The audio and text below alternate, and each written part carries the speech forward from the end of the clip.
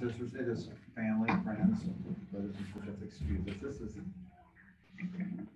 This is a real treat for me to be here today. To come from far away, talk loud. Is that why I'm getting messages? Talk loud. Talk loud. All right. Loud. Louder. Louder. Talk louder. Okay. I've been accused this week for talking too quietly. So I will talk louder, okay? But we'd like to welcome everybody here. Some of you may not know my face. I am Kirk Buttle. I am number 5 of 8 children. For some of you, I'm Uncle Kirk. For some of you, I'm Cousin Kirk. We're just so glad to have you here. We're here to celebrate my mother, Sally Buttle's wife. This is not a funeral. This is a celebration. Come on in. That is my cousin. Hello, Martha, or Marcia. Thank you. Glad to have you here. St. Jude has no sense. The brothers and sisters. I just turned it on 2 minutes ago. They just said it's good. Informal. This is not meant to be a regimented church meeting or something like that, so we can laugh and cry and celebrate and clap and applause.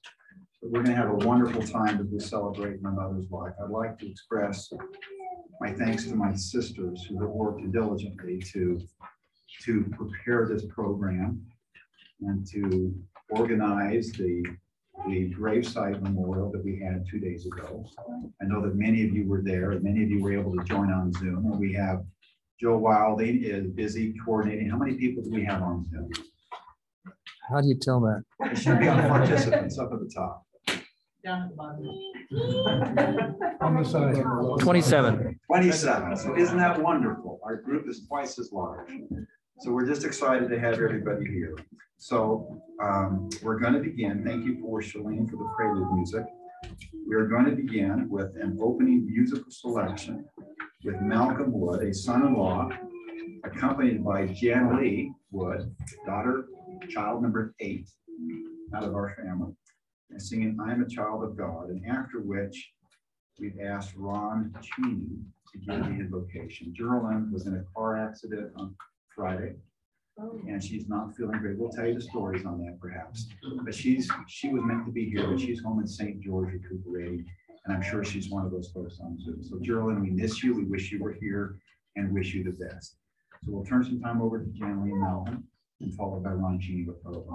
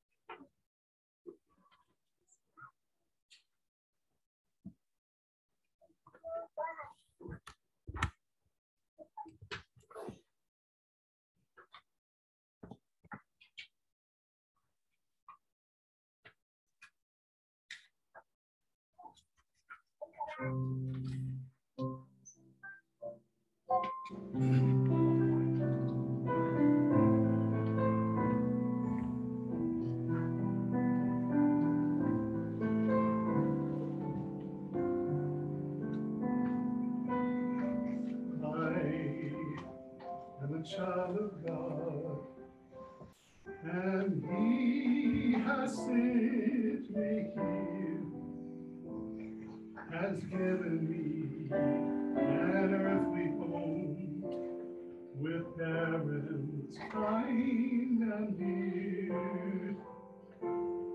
I am a child of God, and so my needs are great.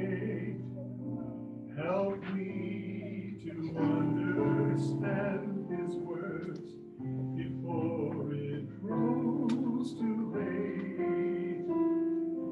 Lead me, guide me, walk beside me, help me find the way. Teach me all that I must do.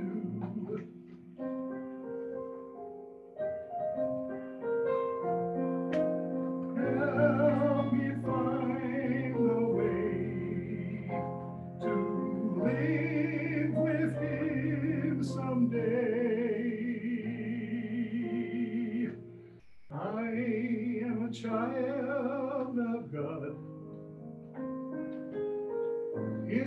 promises are sure, celestial glory shall be mine if I can but endure. Lead me, guide me, walk beside me, help me find a way. Teach me all that I must do to live with Him someday.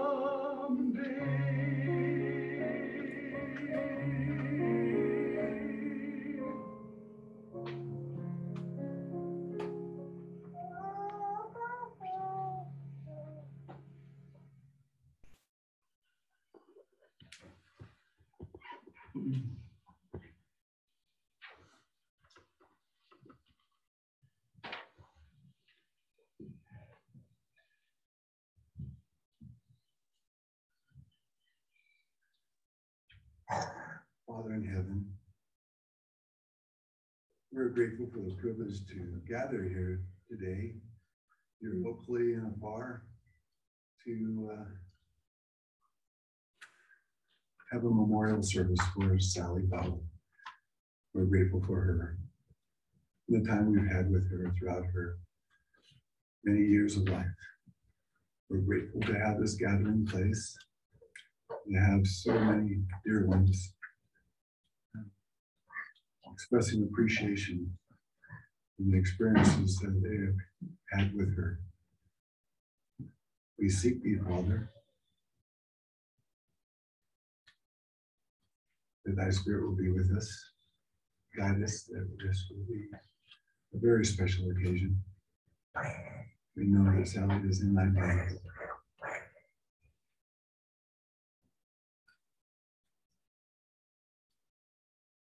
We pray these things, grateful to thee, in the name of Jesus Christ.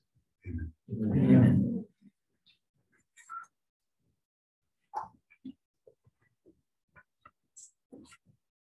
Thank you, Malcolm and Janley. That was lovely. Thank you. Mom, thank you for your prayer.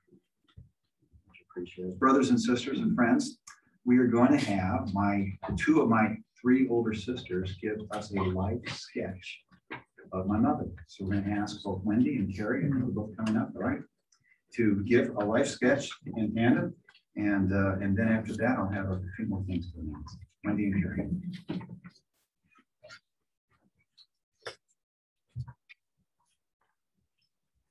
This one? All right. Okay. Sally Jane Magleby was born on June 10th in 1931 in Provo, Utah, in a maternity home on University Avenue. Her parents were Reed William Magleby, and Dorothy Harmon, and she had one older brother, Dix. The family moved her to their childhood home of Monroe, Utah, and where also many other Magleby relatives lived.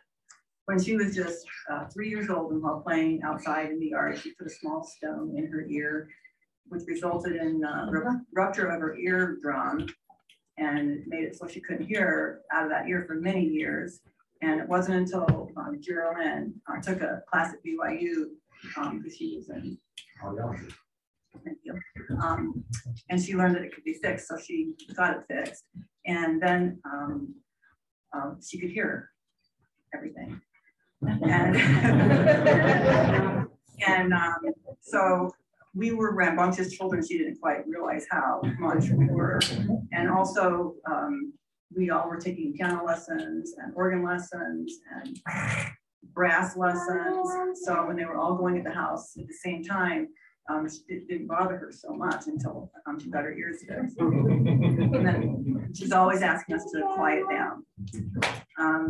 And then music in the home, our dad would on Saturday mornings wake us up by bringing his trumpet through the hallway. It's time to get up, it's time to get up, it's time to get up in the morning. And he would do that. We all remember that. My mom also had a really good whistle like this.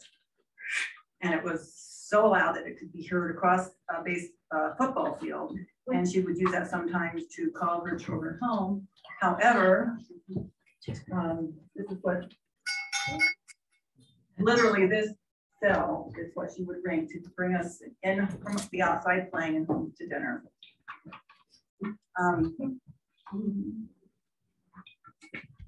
Around the age of 8 years old, she divorced, and after her parents divorced, and after a short time living in Richfield, Utah, they moved to Salt Lake City, where her mom attended the University of Utah to complete her master's degree in social work.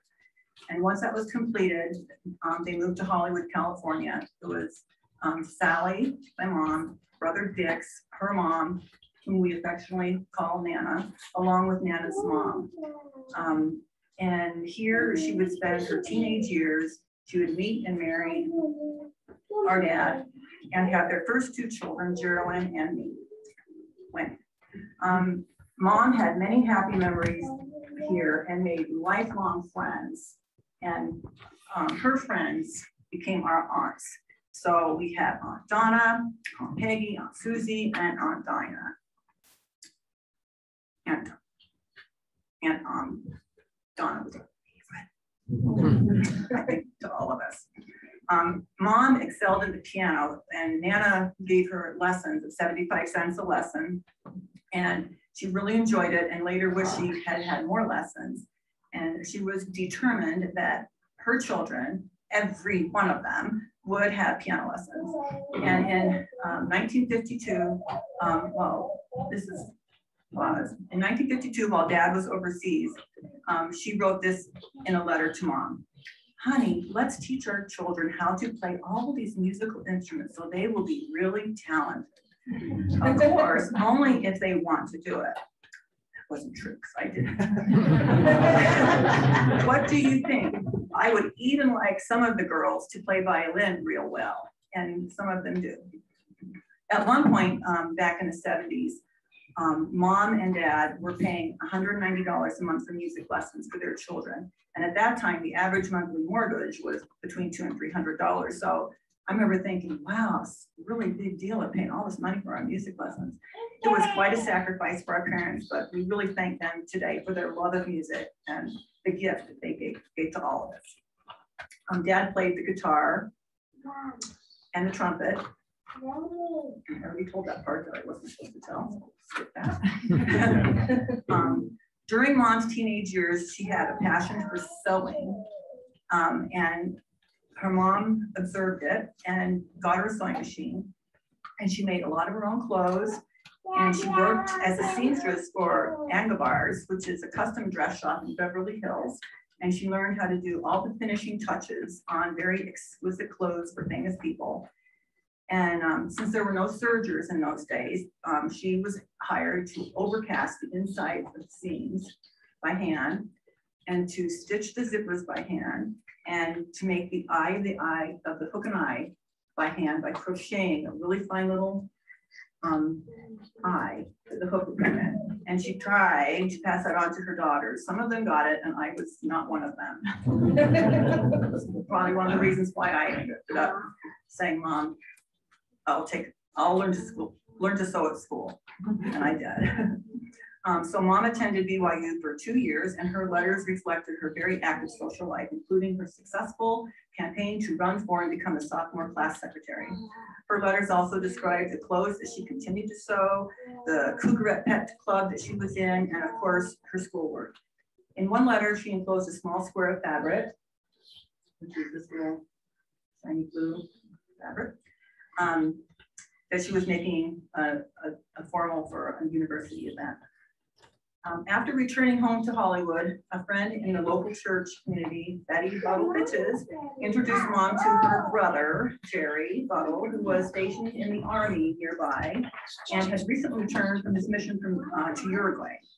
And during their courtship, Dad was in a very serious automobile accident where he almost died.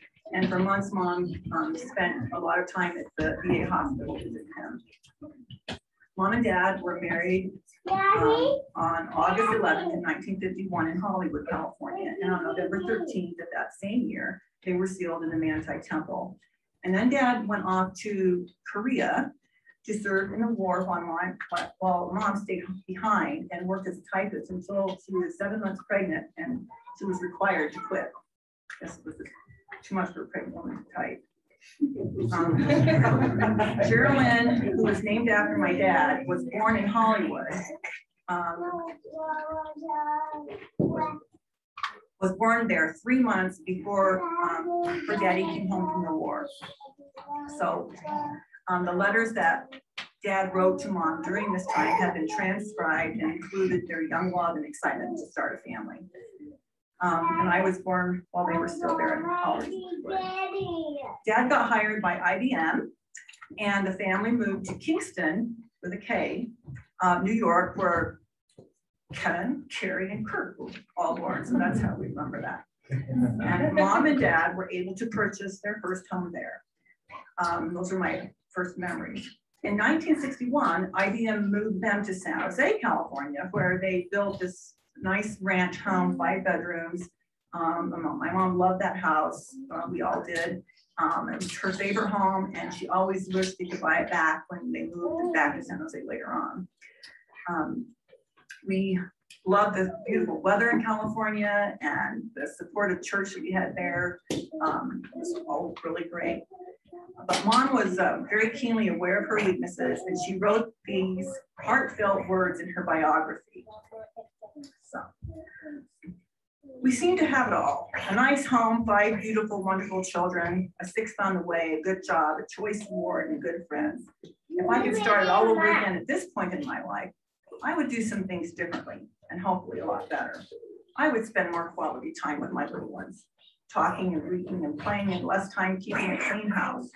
I would find things to compliment my children for and help them gain more self-confidence instead of being harsh and getting after them for whatever. I would find time to relax and have fun more instead of being uptight and forgetting to smell the flowers. I would not raise my voice and holler and be more cheerful, good-natured, and pleasant to be around. So life would be sweeter for my family, my precious family. I would give my children more hugs and tell them I love them every day, every single day. Time flies too fast, and children are soon grown. End of quote. Shalene, Darren, and Janilee were all born there in San Jose, and after Janilee's birth, our whole family got to enjoy the best family vacation we had had. IBM flew us all to New York, and we were able to stay at a hotel there and just have fun swimming in the pool, eating out every night while my dad had to work. It was great. And then IBM moved us to San Pedro, California. We were there for 3 years. And we all remember living by the ocean and enjoying the sunny beaches. I still consider myself a California girl, and swimming fearlessly into the deep waters. I loved it.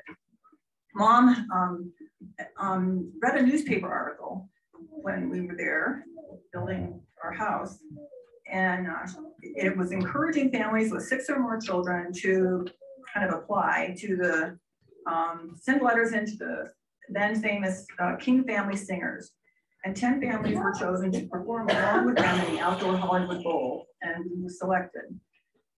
My mom had already had us performing in all these church things up on the stage and making us costumes and doing all these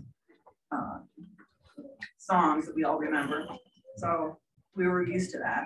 So we all sang on that stage in the Hollywood Bowl, "Oh, When the Saints Come Marching In," and she made us all red outfits, and she was playing her auto harp. So then IBM will tell you that IBM doesn't stand for International Business Machines. It stands for I've been moved. And they moved us back to San Jose, and that's where we stayed. And Carrie, if you will continue with Mom's sketch. Just as a note, this is the dress that my mother wore to my wedding 40 years ago with her jewelry and shoes. And then a year after we got married, Kurt got married, and she had lost 100 pounds, and she took it in. This is the taken in part. And she wore it again. And then at Janilee's wedding, she wore it for a third time. So it was still in her closet. We thought would bring it. So Mother was involved in just so many good causes. She absolutely loved Relief Society, learning how to be a better woman.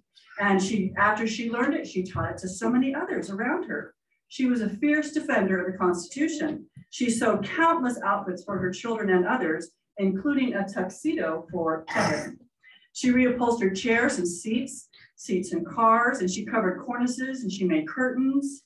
She refinished furniture. She worked hard and inspired her children to go out and get a job.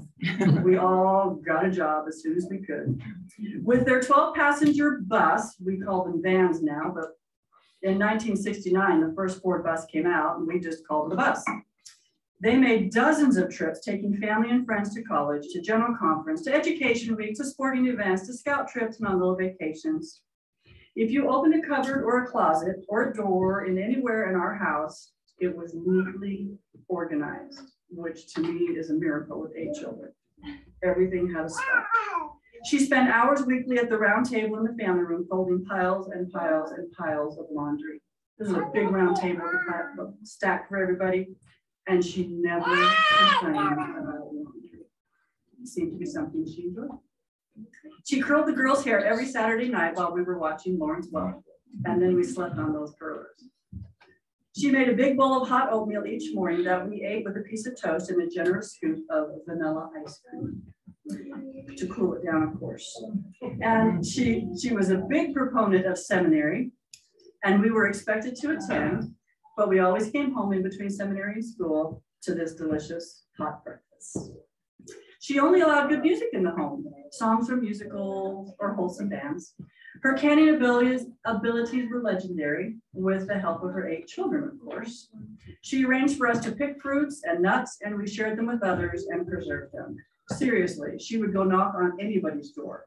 I see you have a good cherry tree in your front yard. Would you like us to come pick it for you?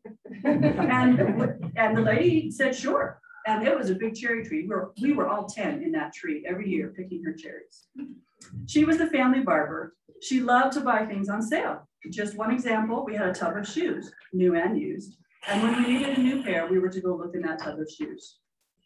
She would only take us to buy a new pair if we couldn't find some that fit. So we always tried to have excuses. She would not let us watch TV without working on a quilt or doing something with our hands, like crocheting or needlework.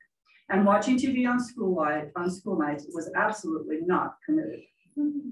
She was always prepared with a Sunday bag of quiet activities for her children. And after her children left the home, she still brought the Sunday bag for any other children in the congregation that needed to be quiet. Seriously, she did that in Georgia too. She gave the best back scratches and foot rubs. And just a week ago Sunday, she gave me my last foot rub. She loved to sleep outside in the fresh air. She made sure each of her 5 daughters got a good Bernina sewing machine. And some of her grandchildren as well. She made sure each of her married adult grandchildren got a piano. She called it her piano project, similar to Nana's. There's a few that still don't have it. Don't worry. We're saving a little bit aside, so when you are married and need a piano, it will be on your way. Okay, now let's talk about quilts. This is an example of one that she made. This is one she made for me.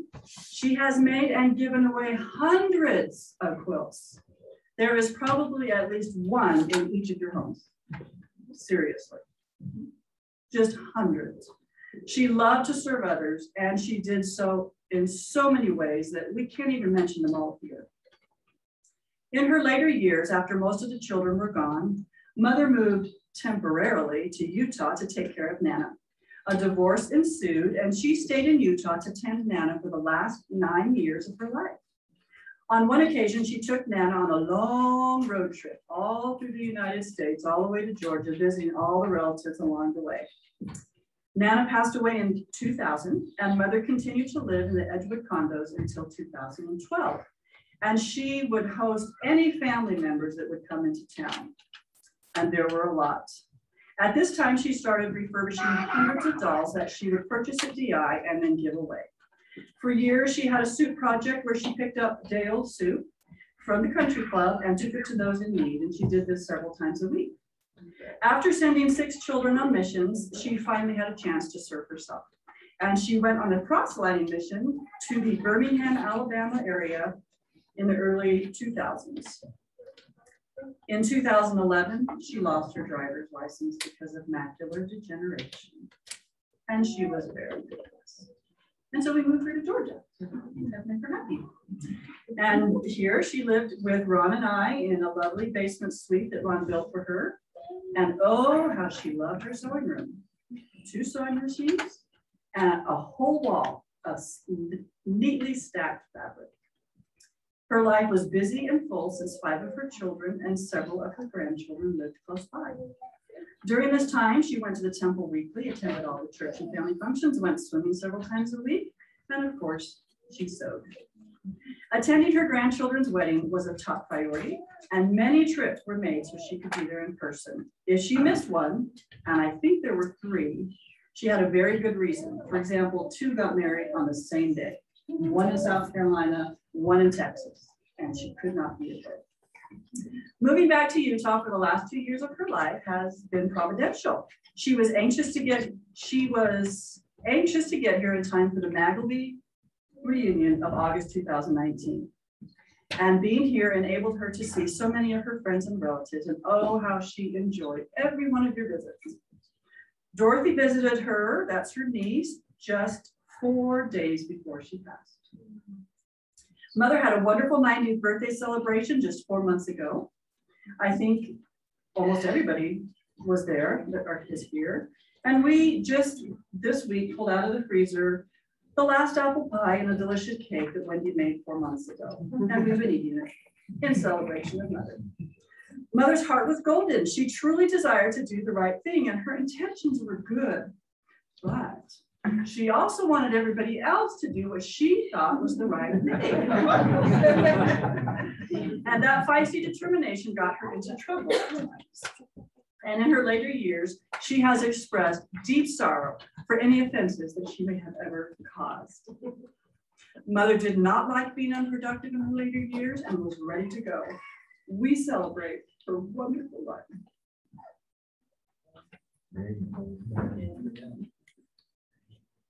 Thank you, Wendy and Kara. It was wonderful. I had forgotten about the bell. She would go on the doorstep and we'd be playing in the neighborhood and we'd hear that bell ring and that was dinner time.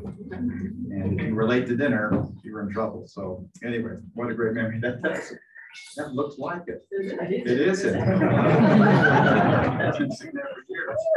So this is now a time we've invited one representative from all 8 children to come and to just share 2 minutes, just a memory or 2 of their experience. What am I, 2 or 5? What am I supposed to say? 2 to 5 minutes. Thank you for correcting me. 2 to 5 minutes, memories that you had of my mother. We're going to start, I think, Christy, you're up first, starting representing Geraldine. And then Alicia, you're going to represent Wendy. And then Karen, I saw Karen here. Karen, you're going to represent your mom. And I'm going to talk a little bit about our family. And then Drew is going to represent Darren and his family, right? Then Janalee, you're going to represent your family. Great. So Janalee, were you really born in San Jose? For some reason, I thought you were born in Southern California. San Jose. I missed that one totally. And then after our family, we've asked my cousin Marcia. Did I miss Shalene? Shalene's last, right? Okay. Marcia, we're going to ask you to give us a little update on the Fitches. And then Kirk, we're going to ask you to give a little update on the Maccabees. And then Shalene, Heidi is going to give up shirt of last thoughts representing Shalene's family. Did we kind of get that in order? Can you kind of figure we're going number 1 to number 8? Kind of. And then we're going to swing in the Fitches and the Maccabees, okay? So, Krista, you're up. Talk louder, all right?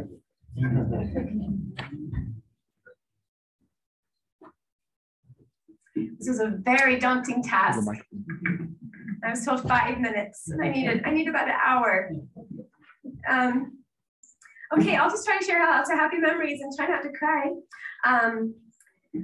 My very first memory of Grandma was when I was probably 3 years old, and we lived in Orem, and she was making a quilt for me. And she used as the batting for the quilt my baby blanket. So my baby blanket was inside of this blanket that I kept and used almost every single day for about 40 years. It was only a few years ago that John was like, do you really need, I mean, he kept saying, do you really need to use that every day, every evening? And it was so soft and so comfortable. I would fold it up on my pillow and it was the most comfortable blanket in the whole world. And every night was just wrapped with love from my grandma. I thought of her all the time. I love that quilt. I got some input from my siblings. I want to share something briefly from each of them. Mandy has some sweet memories from BYU. When she went to BYU, Grandma lived there, and Grandma was such a great hostess, and she just absolutely loved having company. And she had Mandy over with dates for dinner nights, and she put on a really fun time for Mandy and some of her friends. She would cut Mandy's hair. Once Mandy was really sick, and she went to pick up Mandy, went to pick her up and brought her to her place, her condo, and took care of her for a few days until she was better, and then brought her back, which was pretty sweet. The food deliveries that she did, she also did to her college grandchildren. So her roommates loved Grandma. And Jenny's roommates, she would bring pancake batter and soup, and one time 30 gallons of milk. So just all the college kids were like, woo, and everybody was blessed by Grandma. And she saw food being wasted. She asked about it, and she was able to use it to help others. A great example of love. I think we all have a legacy of love from Grandma in service and in faith. She loved the Lord so much, and she lived every day to the fullest, trying to serve him through serving his children. And that was really, really important to her, to help other people's lives be better. Okay, so Jenny has a fun memory of Grandma babysitting us one time, and she made cinnamon toast. The kids, I think I was out of the house. The kids were all crying, eating this, and Grandma's like, what's the matter? And it turns out she had accidentally put chili powder on it instead of it was way too hot, and the poor little children were just crying, and then after they figured out the problem, they all had a good laugh. So that was pretty funny. Another time, anybody remember buying grapes with Grandma at the grocery store? So Jenny and Kathy remember being with her. I remember one of these stories too. I don't know if it was the same one, but she wanted to find a manager to see if she could buy the loose grapes for cheaper than a bunch of grapes. So it took a while, the grocery store, got groceries, got some ice cream, got home. She had left the keys in the house. This was when she was babysitting when we had a pool. Couldn't get into the house. So sweet Grandma took everybody outside in the backyard, swam in their clothes, ate all the ice cream and the grapes. So she had a way of making lemonade out of lemons, out of hard situations. She made some fun. Let me see. Cami remembers her saying, "Oh, fiddlesticks," a lot. I remember her saying, "Yee doggies." Cami sent me a picture of her childcraft set that Grandma gave. I think almost all the grandchildren have a childcraft set. Bryce's favorite is volume #1. We call it the poem book. And Bryce will get that book and curl up on my lap, and he knows those poems. Some of them he knows by heart. So we're still getting blessed from Grandma Buttle. Our piano. I mean, just so many things I could talk about. Katie has a sweet memory of sitting next to Grandma at church. She had a magical purse with all kinds of fun little things, and she would share it and let you explore her purse, and then she'd dot lotion on you, just rub your arm with lotion. I remember her getting a comb and running a comb, and it was ticklish. She just had a lot of fun with her grandchildren. She just lots of love. She loved us all so much. In her later years, I would be able to visit her. In the past couple of years, we've lived in southern Utah, a year and a half. So much fun to have just those quick visits with Grandma on our way through. And she would always talk about her family. I love my family so much. Do you know anybody else has as amazing family as I do? My kids, my grandkids, they're all amazing. And the ones she didn't see very often, she once was talking about quilts. She was trying to make a quilt for making sure every grandchild had a quilt. And she was really trying to think about, their interests and what they liked, because she wanted to pick out the quilt design to match their interests. And she just worked so hard to make sure everybody had a quilt. It was very important to her, very meaningful. I just want to share one more thing that Katie said to me. I'm gonna play it. This is so cute. Cute little video of Grandma. She brought her children to visit Grandma a couple years ago, and took a little video of Grandma doing this that she did with all the children. And it's just so sweet to hear her voice. Oh my gosh, hold on a second. Just a second. I'm gonna have to, I might have technical difficulties. Let me turn my volume up. Is this little piggy? Yeah.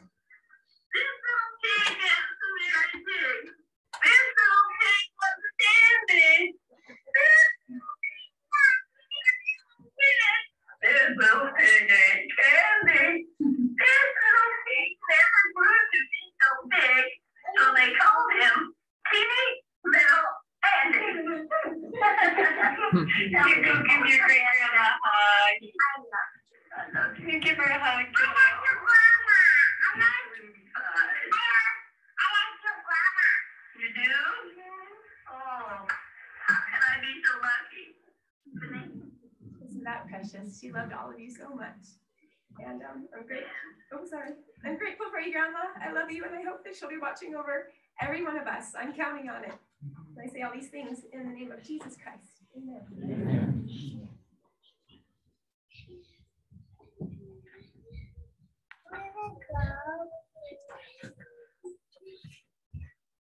I'm Alicia True, and I'm Wendy and Charlie's oldest.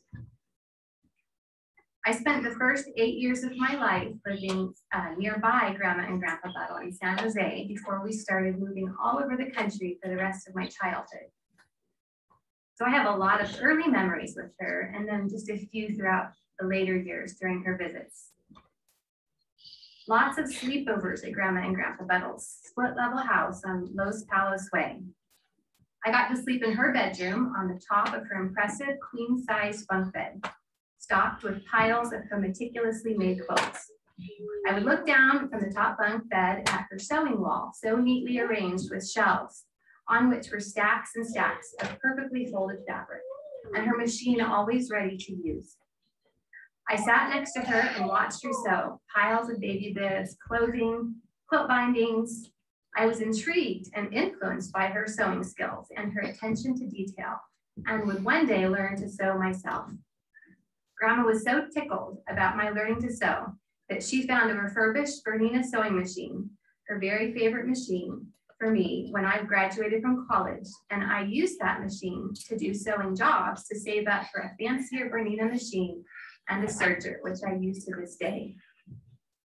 From the bottom bunk in her bedroom, I watched movies on the TV that sat on her bedroom dresser.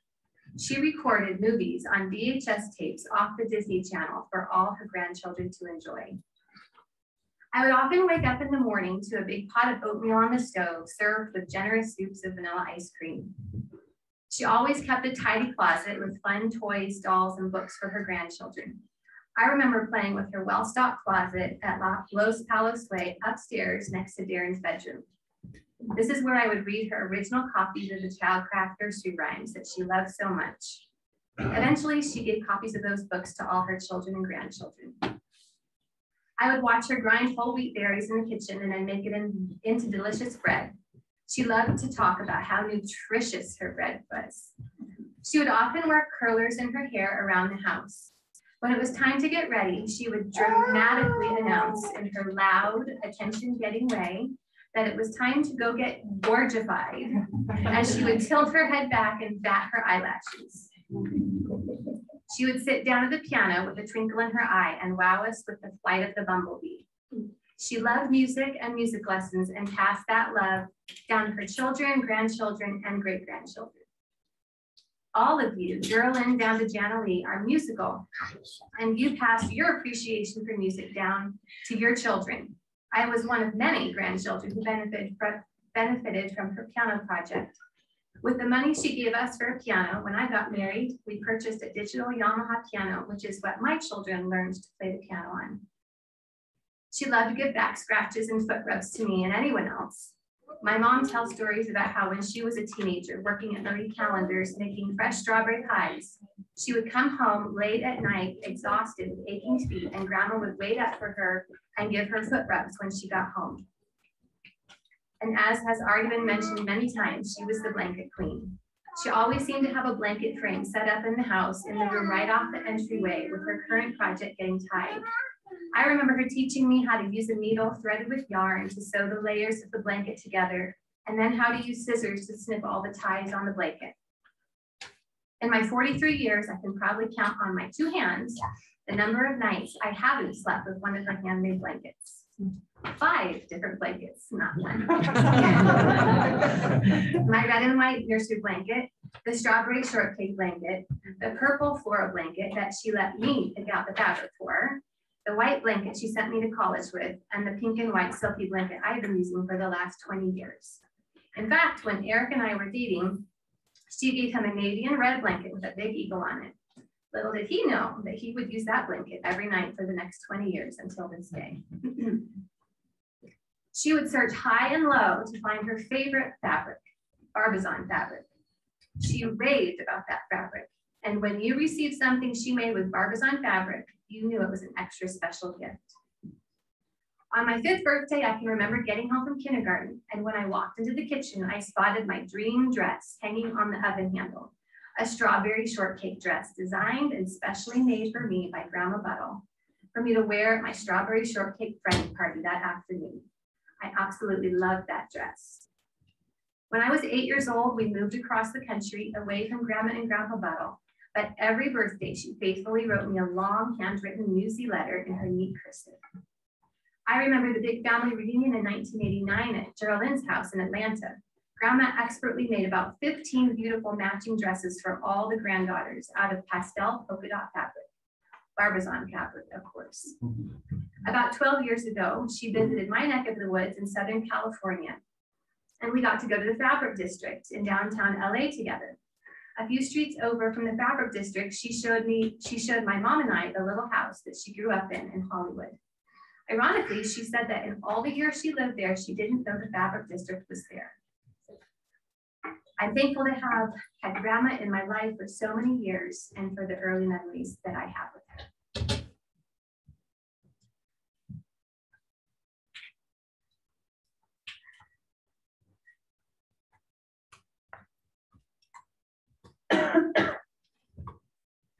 I am Karen, and I am Carrie's oldest.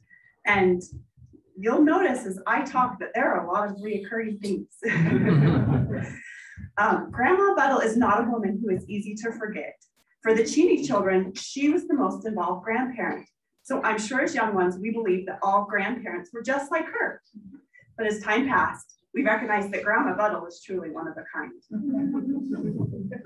Here are a few of our memories of her that have enlivened and blessed our lives.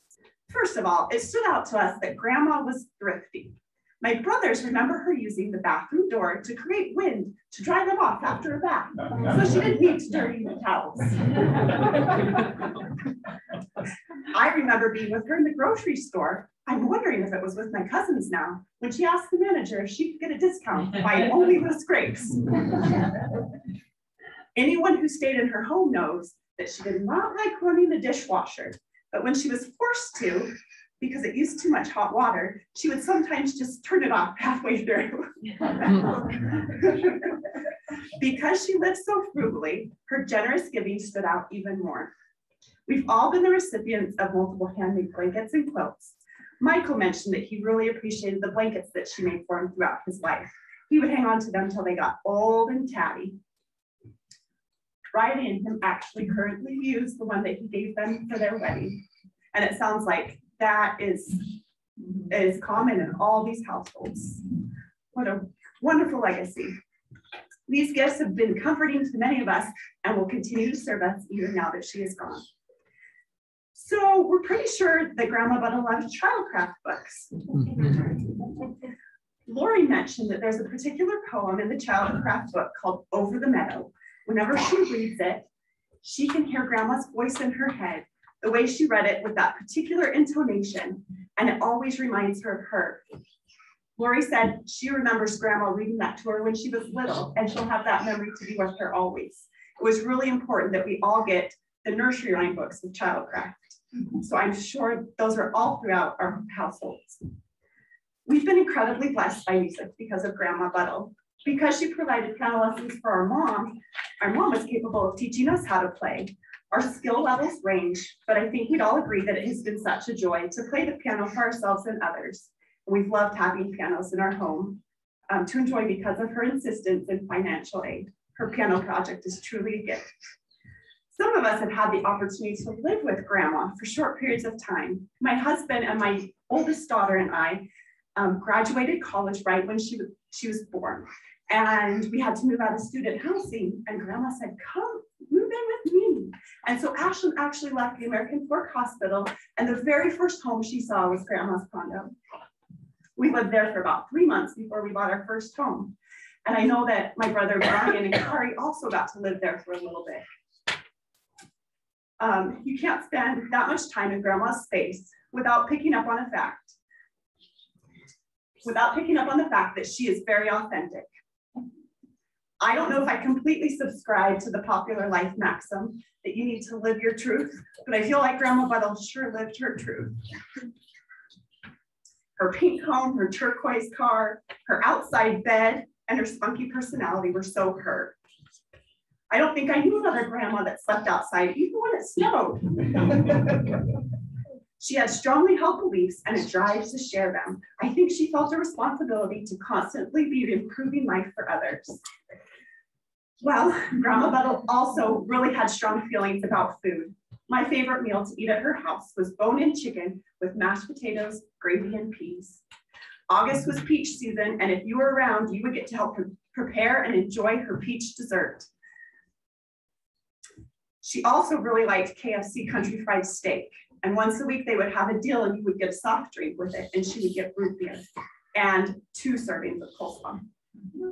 She liked the KFC chicken pot pie as well, but she had to take some peas out of the freezer and warm them up and dump them on top. So if she ever bought you a chicken pot pie, you needed to put on the extra peas. Grandma Buttle could also surprise you. You'd think you had it all figured out, and then, for example, almost 8 years ago, my husband and I were building this house. We weren't physically building it, we were having it built. She came over to visit, and it was in the framing stage. She started walking up the stairs to the 2nd story, and there was like no railing. And she got kind of dizzy when she was about 8 steps up. So instead of calling for help or maybe falling over, she just jumped off the side. It was probably about 5 feet and landed perfectly well. She was unfazed, and we were amazed. And then we just laughed. For someone as exercise adverse as she was very spry.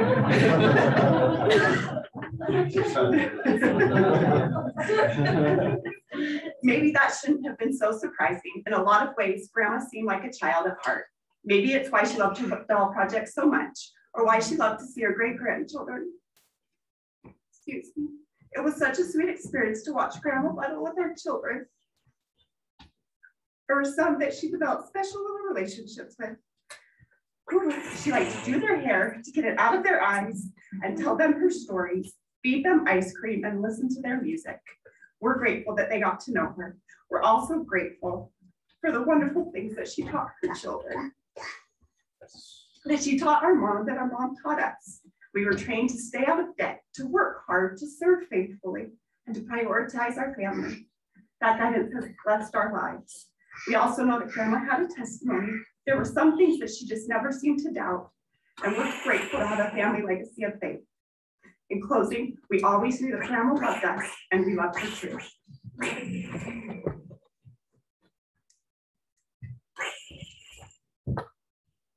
Thank you, Christy, Lisa, Lucia, and Karen. That was wonderful. So I'm going to give you a little bit of perspective of being a son. I'm a little bit of the black sheep of the family. I'm not as musical, and I like balls more than I like the dolls. And so I really didn't fit with my mom's standard of sitting and playing the piano.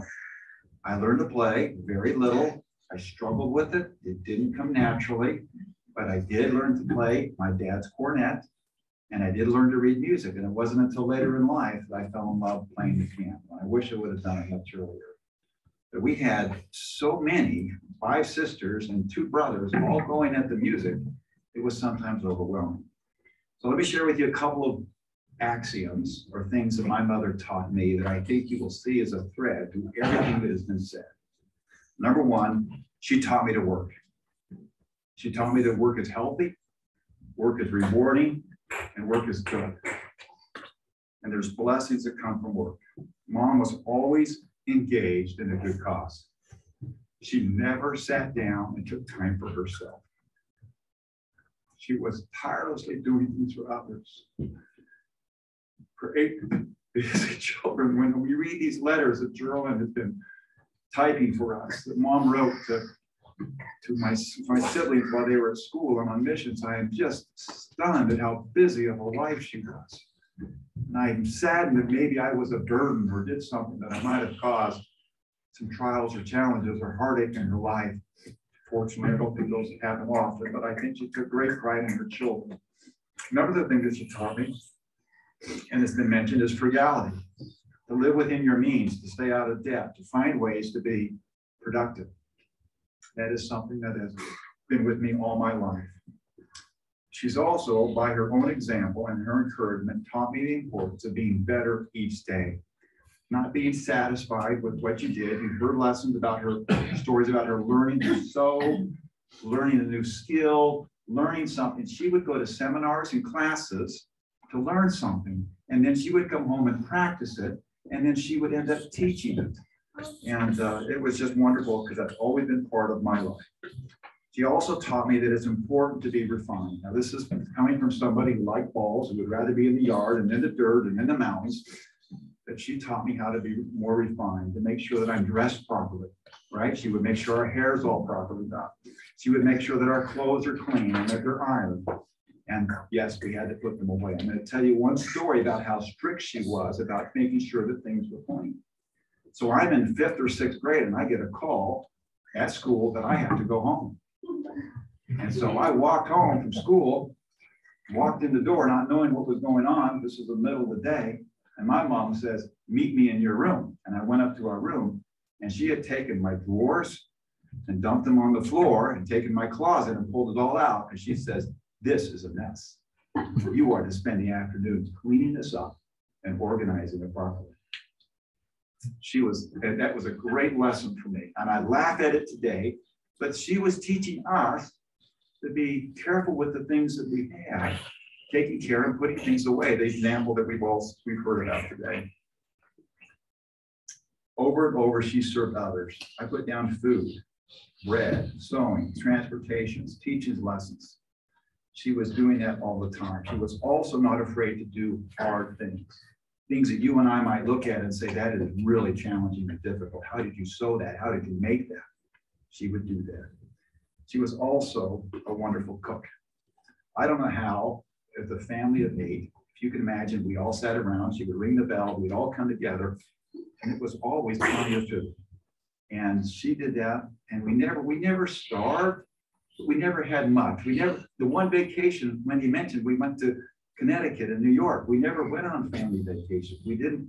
Mom, I don't recall ever doing something where you and I might, that she took some major time out for herself.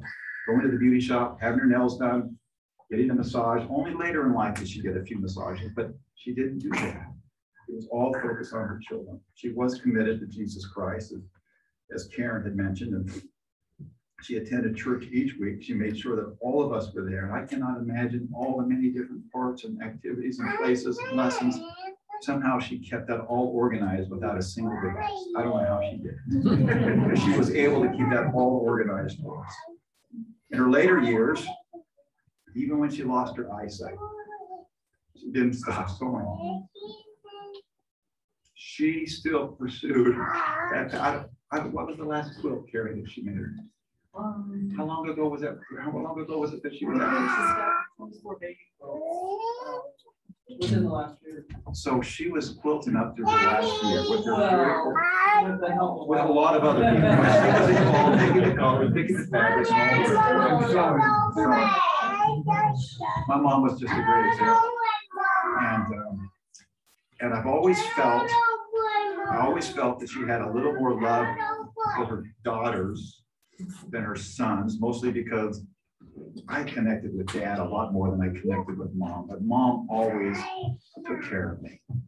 And she was always there for me. And I'm so appreciative of her and will miss her. I will not forget her memories, my memories of her. I hope that all of us will do the same. And I share that testimony with you in the name of Jesus Christ. Amen.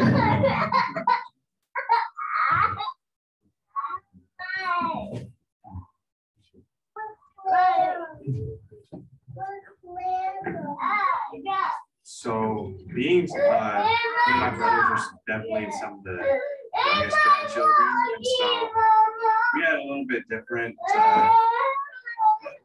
memories of grandma in a bad way. We were able to grow up when she was kind of, and so with that, I think when I was a kid, I think I was scared to go to grandma's house. I really was, because I knew as soon as we pulled into the driveway of the condo, and as soon as we walked through like the fabric entry door and walked past like the dozens of creepy dolls, I knew for a fact that as soon as that door opened, there'd be a questionable brown smoothie waiting, and some questionable soups. But looking back on some of those memories that I had, I don't remember, you know, the flavorless stuff that I was forced to eat. I remember the back scratches and the foot rubs and the stories that she told us and how much she always told us she loved us. One of my favorite memories of grandma is one time where I think that she really kind of went out of her comfort zone to spend time with me and my family. So like Kirk mentioned, you know, grandma was definitely not a big fan of sports. And even though she slept outside, she definitely was not a big fan of the cold. But there was this one time she went to a BYU baseball game with us, and it was raining and it was freezing, but she sat through it and she did it because she loved us. I don't even think that she looked at the field. She just kind of sat there. But I don't think she wasn't there to watch the baseball game. She was there to be with her son and her daughter-in-law and her grandchildren. Like what was kind of mentioned before, grandma really started to, in her later years, started to loosen up a little bit. And I don't know, it might not have been joking, but I think that I was able to joke with her a little bit in the last like year or so. At least I hope it was a joke.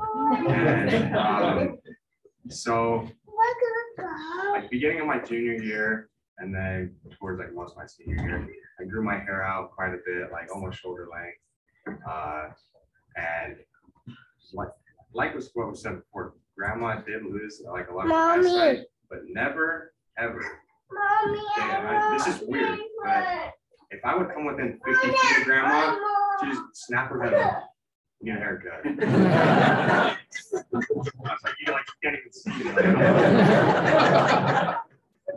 I do, one of my favorite things, I remember the smile on her face and the twinkle in her eye when I finally came over with a new haircut, and I, grandma, this one's for you.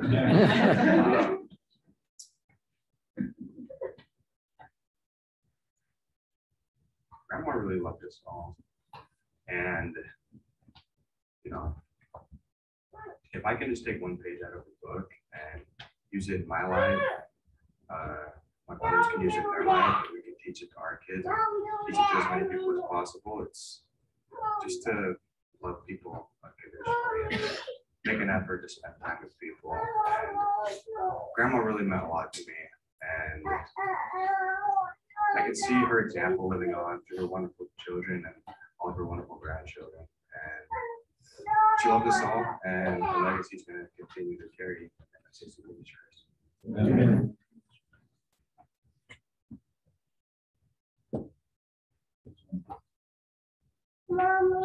Another really cute thing Drew said to Mom when his hair was long was, "Mom or Grandma, I'm just trying to be as much like Jesus as possible." Channeling. Turn the mic down.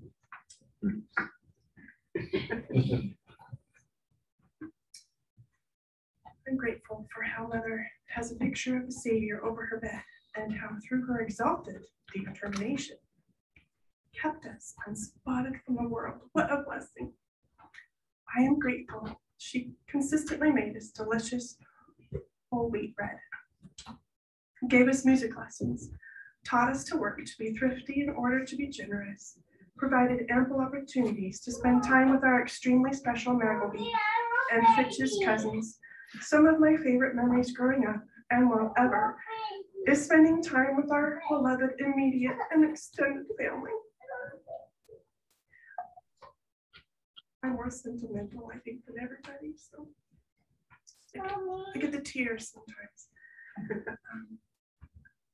I'm also grateful that underlined in Mother's scriptures is Jesus saying, "And behold, I am the light and the life of the world, and I have drunk out of that bitter cup which the Father hath given me, and have glorified the Father in taking upon me the sins of the world, in the which I have suffered the will of the Father in all things from the beginning." 3 Nephi 11:11. I worked in the Atlanta Temple for years on the same shift as Carrie and Ron, and it was so wonderful for Mother to almost always be there. Geraldine made Mother a special white quilt to keep her warm. It has really beautiful emblems throughout. Someone tried to find it, but I don't think it's here. Mother is one of my favorite people, and my love for her cannot be put into words. I love what she loves, who she loves, and appreciate all the hundreds and hundreds of creative quilts and bibs she made and gave. Now on to our children. Our children, Jess and Emma, came up with some memories, and then our daughter wrote this poem. Our daughter, Emma, wrote this poem. A woman of strength, Sally did burn, firm in her faith, stalwart and assured.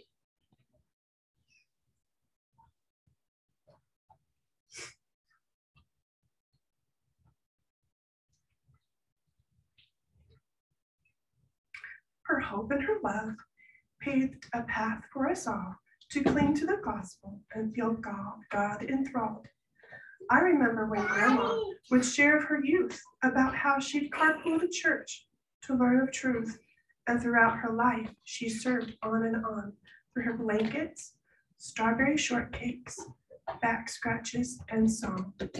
Sally Jane Buttle has passed away, but forever on this earth will she remain. Her legacy breathes through you and me, an ongoing, eternal, and blessed family tree. And thank you for that sweet poem, Emma. Malcolm has a special bond with my mother, and a few days ago, while pondering her life, Malcolm wrote, "My wife's mother has always been a force for good and getting things done. She never did anything halfway. She had a gift of good health. Just in the last couple of years, her age began to catch up with her, and she grew weaker, as folks do. Earlier this week, she laid down for a nap and slipped beyond this world to the other side. She had an army of 8 children, 35 grandchildren, has 85 great-grandchildren, with more on the way. Sally met her first great-great-grandchild recently. In her life," the rest is Malcolm's words. "In her life, she worked tirelessly on projects and taught her children to use their time and money wisely. She served in church callings as well as a full-time senior mission for the Church of Jesus Christ of Latter-day Saints. She loved to attend the temple. She believed in being prepared for the future. Her family was often picking fruit from trees and orchards, peeling and preparing, bottling and canning, as well as eating and sharing the fruits of their labors. She was a gifted seamstress and made dresses for her girls, as well as outfits, costumes, and many quilts for her posterity and others. She continued to sew until recently, when her failing eyesight became a nuisance. Music filled her home through the years as she and her husband played the piano. Dad plays the piano too. He, I think, played more later in upbringings when the piano was a little bit more available. Had all the children learned to play the piano, some play the organ and other instruments.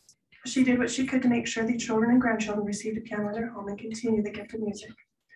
Along with many quilts she made or helped make others through the years, she started her doll project. The doll project grew into years of finding old dolls, cleaning, repairing, and dressing or redressing them before passing them to little girls in need of a nice doll. Before the end of the project, she had completed hundreds of dolls. There must have been so many happy little girls.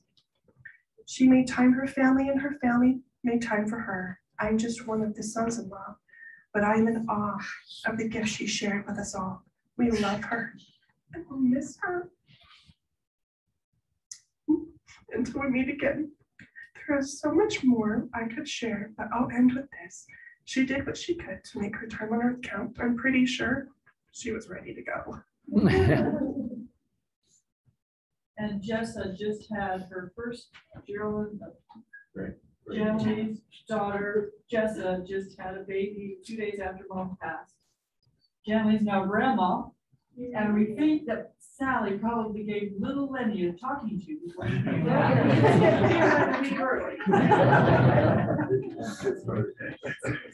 Marshall. Now the temperature for everyone is Much better. It's cold now. Take him first. You want to know? My brother Dean was supposed to do this, but as you see, I haven't shown up yet. He called me late last night to say he had a meeting that I think that was. It's all right though, because in listening to all of you, I recognize that I remember so much of all of that. And yet when trying to come up with something to tell you in a short time, I can only think of a couple things. I do have to say though that, as I realized Dean wasn't here yet, that is probably a good thing, because though I know she loved the boys, all of them, I think she just felt more comfortable with the girls. That's all there was to it. And so as a benefactor of that, I got to, as for many years, the only girl in my family, enjoy many of the things that you did. I do remember the many moves, and I don't feel like we were close in proximity very often, but when we were, it was amazing. And if someone were to ask me what cousins I'm close to, and I only have cousins on this side of the family, all of you, and 4 cousins on my dad's side of the family that always lived closest to us, and yet I always felt closer to you. So I'm not really sure how that happened, but it did. And I'm sure it was Aunt Sally that made that happen. So one of my favorite memories though is after you moved to San Jose the second time, I believe we all came up probably before Joey was even born, and spent some time. And as I recall, the boys had to camp in the backyard, but since I was a girl, I got to stay inside. My very favorite part was getting up in the morning and getting that bowl of oatmeal that had a scoop of ice cream on top of it. Now that changed our whole lives. Because at our home, we got a scoop of ice cream only on Friday night when Dad brought a half a gallon home, and we got to stay up late and wait for him and have a little treat. But after we discovered that it really was supposed to be on top of the oatmeal, and of course we never knew what happened to the rest of the ice cream after we got our scoop that night anyway, we demanded that it had to be prepared the way Aunt Sally did, or we could not eat it. So we do owe that to her. It was a great, great thing that she did for us. Many other things. We loved music in our home also, but enjoyed the music that all of you enjoyed for so many years. I did not become a proficient pianist, though I will sit and play for myself for hours, and remember all the good times and the important things that music brings to us. Later, as Aunt Sally moved up here, and after her mom died, like you said, she would invite anyone into her home, and I knew when some of you were living with her, because my daughters and I would call often to say, we're going to be in Provo. And she'd say, oh yes, we always have room. And of course, because she slept outside, she always had extra room for us. As a matter of fact, my oldest daughter tells me, as a matter of fact, she reminded me that she brought many boyfriends. And Aunt Sally was perfectly fine to accommodate them and chaperone them also, which I definitely appreciated, including the man she's married to now remembers. And he will tell you that the thing he remembers is the creepy puppies. However, I didn't think they were that creepy. I loved them. And I loved the stories that she told us about them and the great, amazing work that she did. She was out every morning when we'd stay with her to gather the food from all the places she could and deliver it to all the people that needed it. And yes, we were served up on some of that brown stuff. We don't know what that was, but we drank it anyway. And we enjoyed every single minute with her. We were most delighted that when she moved and was taken from here, shortly after that, Jan Lee showed up at our door with a whole suitcase full of dolls, all for all the girls in our family. And some of my granddaughters still enjoy those dolls. It was a special, special treat. She was an amazing woman. She didn't ever stop. I know that. And I think that, I hope that I can literally wear myself out like she did. And I think that's all of our goals, that she was generous in every way. I only remember one time when she was angry with me. And it was because I was being very selfish, I have to admit now. I'm sure some of you remember just after I graduated from high school and Grandpa Buttle had died, our Grandpa Buttle. And so my mother was sending me and Dean and Ken to Utah, and Dean and Ken were going to stay with Grandma Buttle. And I was driving and the car kept breaking down. And ultimately Aunt Sally left the car in Vegas and told us all to get in what was not her van. It was a station wagon still. And it meant that there were 13 of us riding up to BYU in her van. I believe it may have been 14 because I think I brought a friend with me to go to the program at the Y in the summer. And what she was upset about is that Uncle Jerry had to fly up to drive the car home when it was repaired because I was too afraid to drive it. And my friend and I took the train home, which I have to admit that was very selfish. And yet I think she's probably apologized to me 1,000 times because that's the woman she was. She always wanted you to know how much she loved you. And we love you too, Aunt Sally. Well, Kirk's coming up. Just for those of you that don't know, this is Marcia. Oh, I'm Marcia. And my dad had one brother. My dad had one sister, and that's Marcia's mom. And Marcia's the oldest of 7 children, 5 of which are boys. And we just have a lot of fun memories with those cousins. And we're glad we're here together.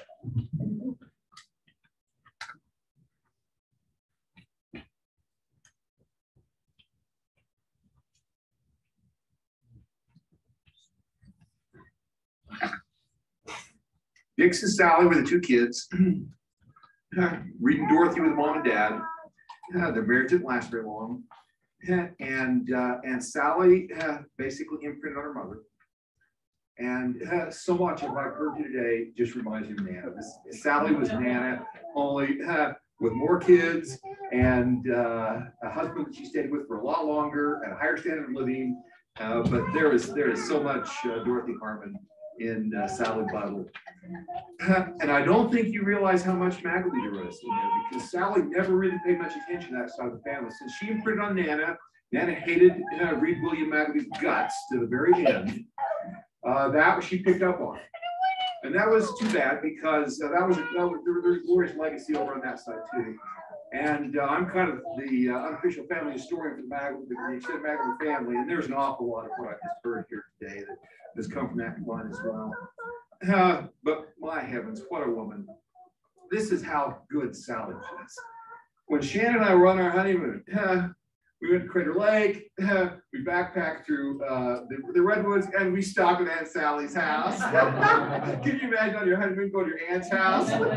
But Sally was just that kind of person. I loved her. I love her to this day.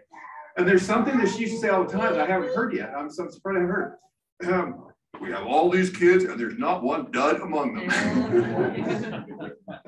But not only did she have her 8 own natural kids, she had our 12 kids. And I think every single one of Dix and Colleen's children will have similar sorts of stories of all the glorious quilts and all the one fun dolls. I know Shannon and my daughters, they love the dolls from Aunt Sally, and we used to go there all the time. In fact, we used to go there almost probably twice a month for a long time while she was living in the condo in Provo. That was when my kids were young. And we almost always went home with a doll. I remember when she was still back in San Jose, and she was taking on the educational establishment in California because they were beginning to teach some stuff she thought was liberal. And she wanted to be more conservative. She wanted to be more religiously oriented. She wanted to be more biblically based. And I remember just sort of admiring the guts of my Aunt Sally, but thinking she could take on Sacramento.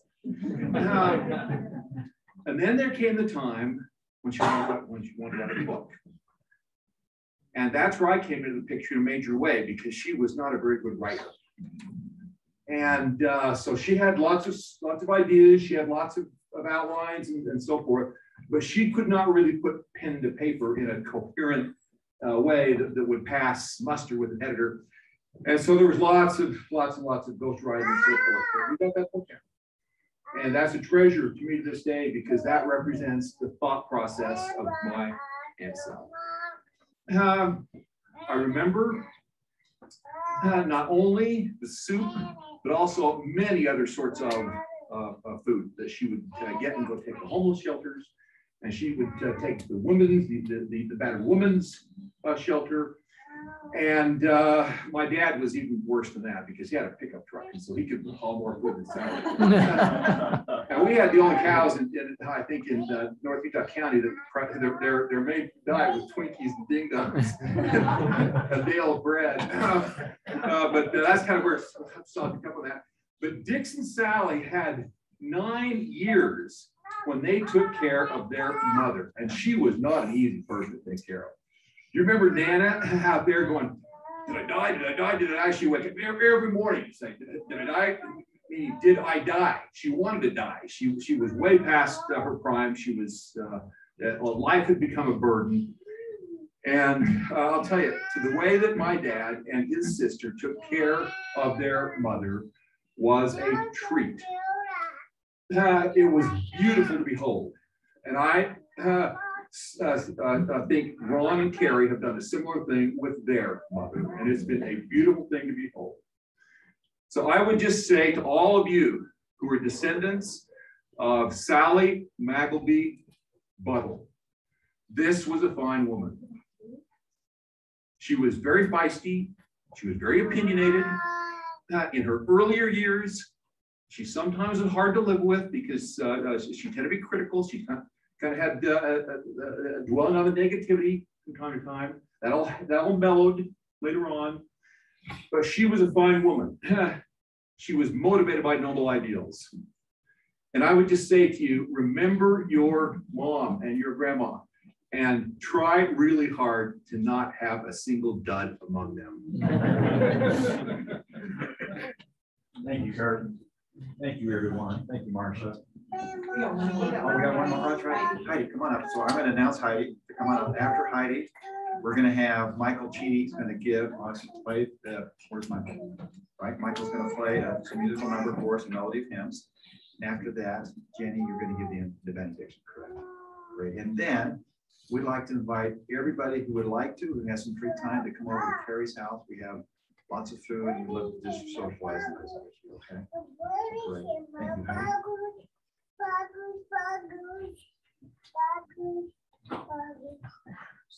Okay, so Grandma did always say there's not a dud in the bunch. And I would like to add that there are no kids in this family. There are no baby goats in this family. The amount of times that she corrected me. My mom, who is the third to last child, made a poem, and it kind of encompasses like everything that everybody has talked about. So I'm gonna read it, and I'm gonna throw in a few thoughts along the way. Oh, and this is me and my 7 siblings have a group chat, and we all put memories of her. So this is a combination of all 10 of our memories with the 8 kids and our parents. Grandma Buttle, GGB, came to Texas again and again to help with each new babe, so it seemed to never end. With oils on hand, she'd rub our feet. Her back scratches were the best.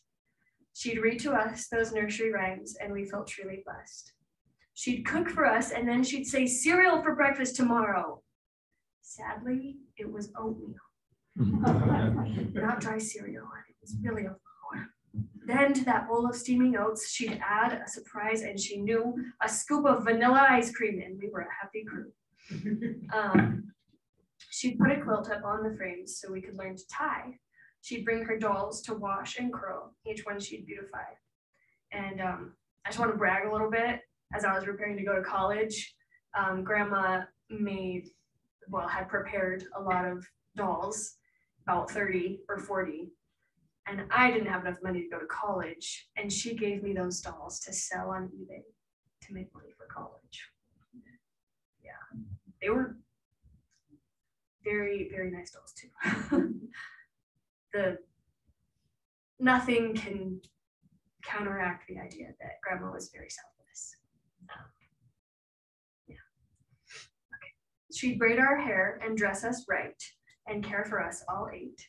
She'd fix us meals and then exclaim, we must finish what's on our plate. As she slowed down and we grew up, we loved her condo.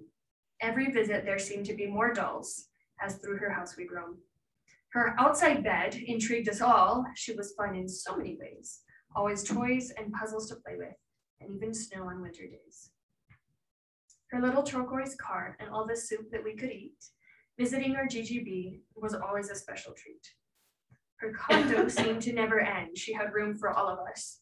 Beautiful quilts adorned each bed. She loved to make a fuss. She'd tell us when we were in college and looking for a mate, a doctor or a dentist would be nice, so be careful who you date. And I'd like to say I'm doing a science major right now, and when I told Grandma that, she was not happy. And I don't think she understands how much science it takes to become a doctor. One time in her pink kitchen, as cousins, we made a cake. We soon found out her oil was extremely out of date. Oh, and there was one time when we made the peach dessert. I don't remember who mentioned it, but we made the peach dessert. We were cutting up the peaches, and there were earwigs crawling all over those peaches, and she couldn't see them, but we could. And so we did not eat the dessert when it was made. Sometimes we got an earful of Grandma's hurt feelings and negative days, but we noticed the change as she improved and tried to mend her ways. Our memories of Grandma, well, mostly she made us smile. She'd curl her hair with pins, Annette, and loved to be in style, as you can see from the picture on the program. She'd try on shoes and strike a pose. She'd take us out to lunch, and every other day she'd say, there's not a dud in the bunch. She was oh so very generous, the kindest giving heart. We're surrounded by her goodness, of each family she's a part. Music fills each of our homes because our grandma has decided to gift us each a piano of the joy she has provided. Chi-Chi and Kiko and childcraft and blenders, and there's more. It seems that service and giving were GGB right to her core. Her great-grands have a memory of her little candy box. She'd share a piece with them, and then they'd have their little talks.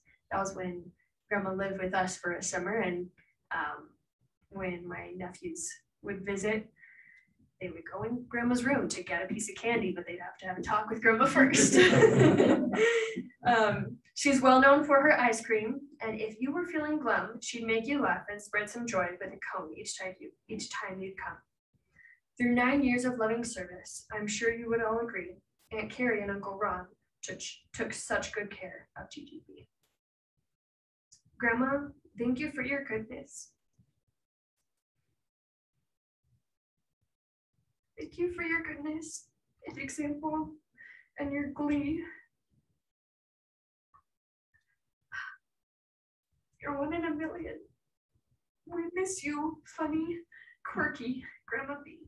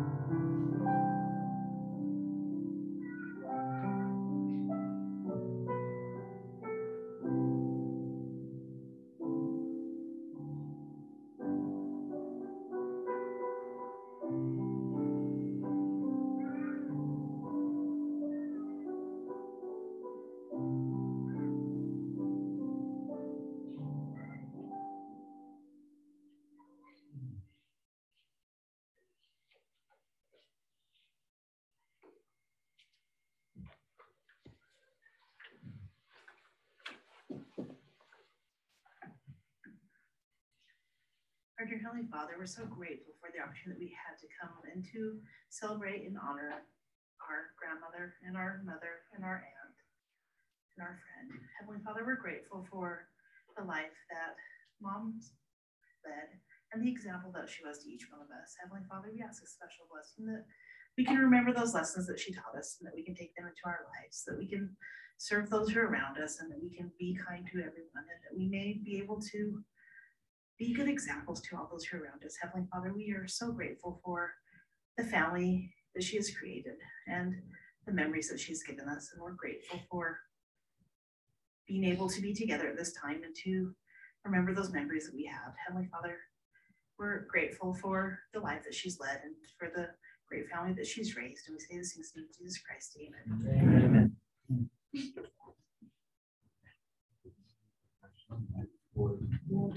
I'm looking for a piece of chocolate right now.